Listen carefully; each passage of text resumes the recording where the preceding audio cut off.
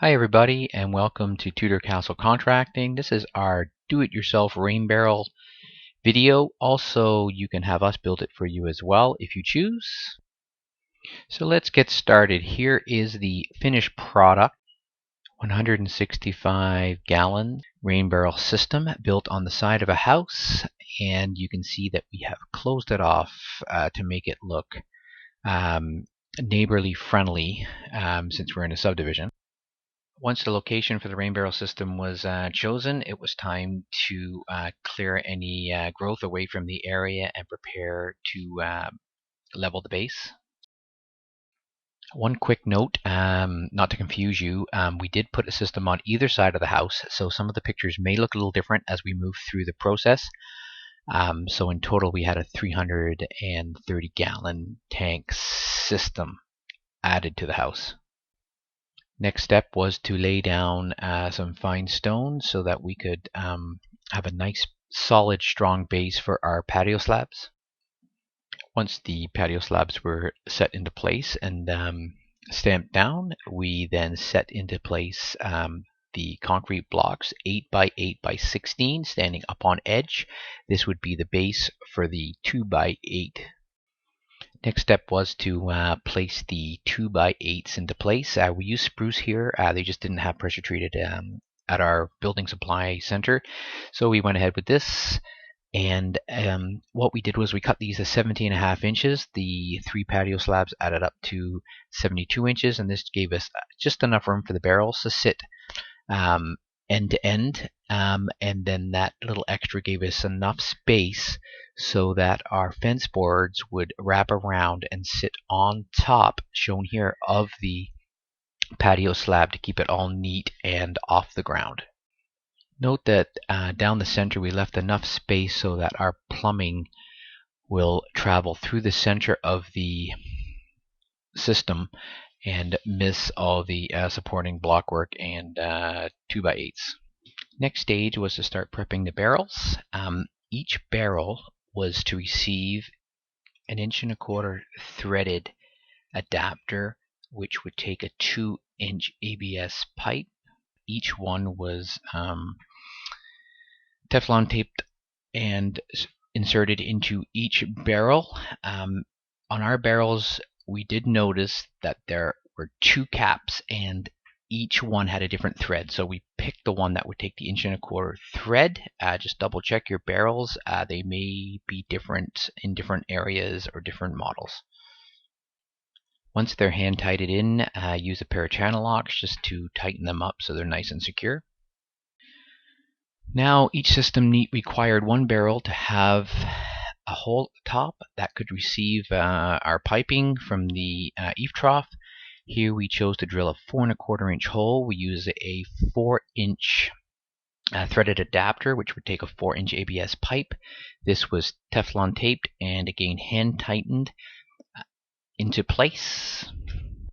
This is a good time to show you the filter system we used. We purchased at Lowe's for $8 this little filter that we were able to slide into the ABS fitting nice and snug, and this is something that's going to be an extra filter to capture all the big stuff before it enters the barrels. Through some experimentation, we found the best pairing was to use a ABS 4-inch fitting with the drainage pipe, and this worked really well between the barrel and the eave trough system. Now that we have the barrels all prepped, it was time to put them in place. As you can see here, they all fit nicely on top of our 2 by 8s and aligned in a nice straight row. And as you can see underneath here, our ABS fittings ready for our piping to join them all together. Next step was to prepare all the parts for the underbarrel assembly. This would link all the barrels together, allowing for the water to transfer into each barrel and also out to the tap.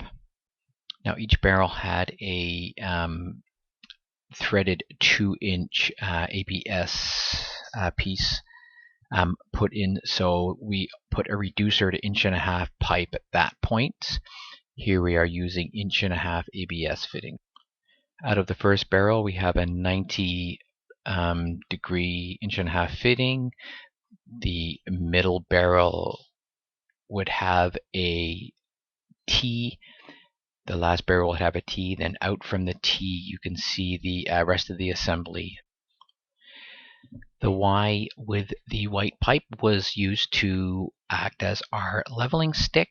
From there, we went to an 1.5" to 1.25" threaded piece into an 1.25" PVS valve. Then from there, again, an 1.25" threaded pipe out to an 1.5". And then we put a reducer into a 3/4" thread, and then we had a threaded coupling that would then receive a brass fitting, which allowed us to go up to a garden hose fitting, and from there we had a Y adapter. Next step was to insert all the parts using the yellow ABS glue and cutting and fitting all the 1.5" pipe to get to this point here. Once the barrels were all plumbed in underneath, the next step was to build a 2x4 frame that would sit on top of the barrels. This is the same size as our 2x8 material underneath. This will be fastened to the wall with Tapcon screws, and then this will help support our fence boards when we screw them on. A 1x6x5 foot high fence board worked out perfectly here. Because the barrels were about 3 foot, we had 16 inches below for our cinder block. This gave us a little lip on top to hide the barrels from the street. Once the fence boards were all on and the corners and end boards were trimmed and fitted, it was time to put on the assembly onto the 1.5" pipe. Just a step back, when you're putting your 1.5" pipe underneath your barrels, make sure your last piece is going to stick out about 5 inches past the framing, so that when you put your fence boards on, you're going to have enough room there to accept the 1.5" ABS-T. The white pipe that you see in the picture is our gauge to see how much water is in the tanks. This could also be used with a wood stick, so you can slide the stick down like a dipstick and check the water level. You can purchase this at all the building stores. It's something that is also attached to your hot water heater if you are familiar with the look of it. Now that the rain barrels are in place, the last step was to hook up the guttering system to the rain barrels, and there's a number of ways you can do this depending on your location to your barrels. We had to move our barrels away from our downspout due to the fact that there was a hydrometer and a gas meter in its way. So we've used an adapter that you can buy at your box stores that receives the water. It filters the leaves. It has a flexible end on it. We used a few PVC adapters and a rubber coupling, and we were able to put that into a piece of downspout pipe that we ran across to where our rain barrels are located. Then using our 4-inch black drainage pipe, we made our final hookups. And as you can see here on the other side, we had a couple of downspouts coming into our rain barrel system. So we used some adapters, some bends, and it made it work. And there it is, the finished product. Now we sit and we wait for rain. Remember, for those of you in the colder climates where you suffer from freezing in the winter, make sure you drain your system before the cold weather comes.